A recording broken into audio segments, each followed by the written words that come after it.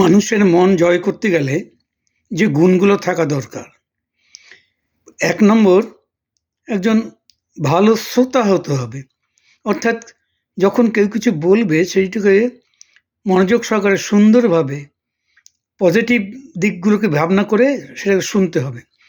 ২ নম্বর, অন্যের প্রশংসা, অন্যের গুণের প্রশংসাটা করতে হবে। কি খারাপ আছে সেটা দেখার দরকার নেই, প্রশংসাটা করতে হবে। ৩ নম্বর হচ্ছে সর্বদা মানুষের সাহায্যের জন্য হাত বাড়িয়ে দিতে হবে, সহমর্মিতার জন্য হাত বাড়িয়ে দিতে হবে। অর্থাৎ কেউ কোনো অসুবিধায় পড়লে তাকে সর্বদা সাহায্যের জন্য হাত বাড়িয়ে দিতে হবে। ৪ নম্বর হচ্ছে নিজের প্রতি নিজের একটা বিশ্বাস তৈরি করতে হবে। আমি এমন কাজগুলো করব যে কাজগুলোর মধ্য থেকে মানুষ আমার প্রতি বিশ্বাসটা করবে, মানুষের আস্থা জন্মাবে, বিশ্বাসের নির্ভরতা বাড়বে, এমন একটা জিনিস করতে হবে। আর সর্বশেষ যেটা দরকার, মানুষের প্রতি মানুষকে সম্মান জ্ঞাপন করা। আমি একজনকে সম্মান দিলেই সে আমাকে সম্মান দেবে।